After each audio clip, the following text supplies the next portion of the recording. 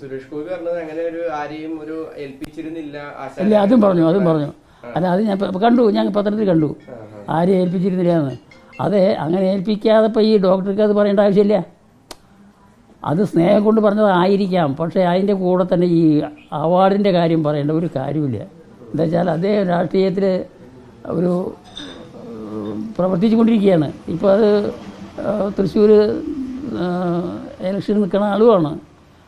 അപ്പോൾ ഈ അവാർഡ് കിട്ടണ്ടേ എന്നുള്ള വാക്ക് ചോദിക്കേണ്ടതില്ല. അതാണ് എൻ്റെ മകനും ആകെ ചൂടായത്. അതാണ് സുരേഷ് ഗോപിയോടുള്ള ഒട്ടും ഉള്ള വിരോധമോ മാനസിക വിഷമമോ ഒന്നുമല്ല. ഈ ഡോക്ടർ പറഞ്ഞതിൻ്റെ മാനസിക വിഷമം കൊണ്ട്. ഡോക്ടർ പിന്നെ വിളിച്ചിട്ടില്ല. ആ ഡോക്ടർ എന്നെ ഇതുവരെ സംസാരിച്ചുള്ളൂ.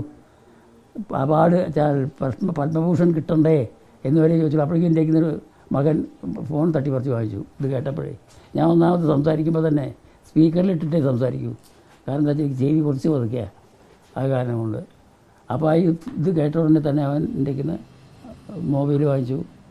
എന്നിട്ട് അങ്ങനെ പിന്നെ അവർ തമ്മിലായി സംസാരം. അതാണ് പേരിക്ക് ചെല്ലുക. ഞാൻ സ്വതവേ ഡോക്ടർമാരുടെ പേര് ചോദിക്കാറില്ല.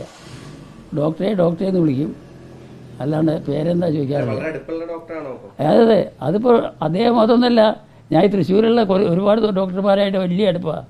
ഇപ്പോൾ അടുത്ത ദിവസം തന്നെ ഒരു 2 മാസമൊക്കെ ആയിട്ടുള്ളൂ. ദയയിൽ കിടന്നു. അവിടെ കിടന്നിട്ട് അവിടുത്തെ 2-3 ഡോക്ടർമാരുണ്ടായിരുന്നു. അവരൊക്കെ ആയിട്ടും വലിയ അടുപ്പാണ്. പിന്നെ അതേമാതിരി തന്നെ ശ്രീകുമാരൻ ഡോക്ടർ പറഞ്ഞിട്ട് ഇവിടെ അവരൊക്കെ ആയിട്ട് വലിയ അടുപ്പാണ്. അല്ല, ഡോക്ടർമാർ കുറേ ആൾക്കാരായിട്ട് അടുപ്പാണ്. അതായത് ഒന്നാമത് കുറേ ഈ കളി കണ്ടുകൊണ്ടുള്ള സ്നേഹബന്ധമുണ്ട്. ഈ ആൾക്കാരിൻ്റെ ഈ വേഷം കണ്ടിട്ടേ അങ്ങനെയുള്ള സ്നേഹബന്ധമുണ്ട്.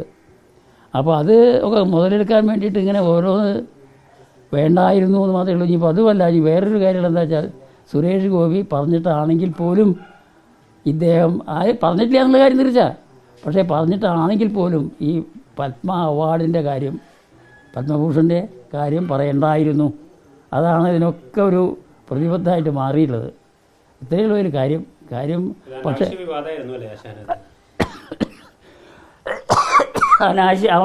അനാവശ്യ വിവാദമായിട്ട് മാറി. അങ്ങനെയുണ്ടായത്. പക്ഷേ ഞാനൊരു ഭാഗവാക്കല്ല. ഞാൻ മകനാണ് ഭാഗവാക്കായത്. പക്ഷേ മകൻ ഇദ്ദേഹത്തിൻ്റെ ഈ വാക്കാണ് തകരാറാക്കിയത് മുഴുവൻ. പിന്നെ അവർ തമ്മിൽ സംസാരിച്ചത് എന്തൊക്കെയാണാവോ. ഏതായാലും ഫേസ്ബുക്കിലിട്ടത് അങ്ങേറ്റം ചില ആൾക്കാർ അത് വേണ്ടായിരുന്നു തോന്നി. അപ്പോൾ ഞാനും അത് പറഞ്ഞു, അതായത് വേണ്ടായിരുന്നു. അപ്പോൾ അത് പിൻവലിക്കുകയും ചെയ്തു. ഇതാണ് ഉണ്ടായിട്ടുള്ളത്. അതായത് മകനെ സംബന്ധിച്ച് മകൻ അങ്ങേറ്റം ഈ സുരേഷ് ഗോപി ഇവിടെ ഇതിൻ്റെ മുമ്പേ വന്നപ്പോൾ മകനുണ്ട് ഇവിടെ. അപ്പോൾ അങ്ങേറ്റം സ്നേഹമായിട്ട് പെരുമാറിയില്ലാന്ന്. അപ്പോൾ ഇത് അന്യോന്യം ഞങ്ങളെ തമ്മിൽ അതിന് ഈ സ്പർദ്ധ ഉണ്ടാക്കത്തക്ക വണ്ണം. ഒന്നാമത് ഞാൻ ആലത്തൂരിൻ്റെ വോട്ടറാണ്, ഇദ്ദേഹം തൃശ്ശൂരാണ്. അതിലും ഒരു ബന്ധവുമില്ല. ഇപ്പോൾ ആലത്തൂർ രാധാകൃഷ്ണനാണ് നിൽക്കുന്നത്. രാധാകൃഷ്ണൻ ഇവിടെ വന്നു. ഇപ്പോൾ ഈ പറഞ്ഞ മാതിരി അന്യോന്യം ഒരു ഷാൾ പതിപ്പിച്ചു, ഇന്നെങ്കിലും പതിപ്പിച്ചു, അങ്ങോട്ടും പതിപ്പിച്ചു. ഒരു വീഡിയോ വേണമെന്ന് പറഞ്ഞു, കൊടുക്കുകയും ചെയ്തു. അതിപ്പോൾ ഒന്നാമത് ആലത്തൂരിൻ്റെ തട്ടകമാണ്. ആലത്തൂരിൻ്റെ തട്ടകം എന്നുള്ള നിലയ്ക്കും രാധാകൃഷ്ണൻ ഈ പറഞ്ഞ മാതിരി രാധാകൃഷ്ണനായിട്ട് ഞാൻ ഒരുപാട് കാലത്തെ ബന്ധമാണ്. എന്നുവെച്ചാൽ കലാമിലായിട്ടുള്ള ബന്ധമുണ്ട് രാധാകൃഷ്ണന്. ആ ചേലക്കരയാണല്ലോ. അപ്പോൾ ഇങ്ങനെയൊക്കെയാണ് ഇതിൻ്റെ സ്ഥിതിഗതികൾ. പക്ഷേ എന്തുണ്ടെന്ന് വെച്ചിട്ടുണ്ടെങ്കിൽ പത്രമാധ്യമങ്ങളും ഈ വക മാധ്യമങ്ങളും വേണ്ടാണ്ട് കുറേ കൂട്ടിച്ചേർത്തിട്ട് ഞങ്ങളെ സ്പർദ്ധ ഉണ്ടാക്കത്തക്കവണ്ണം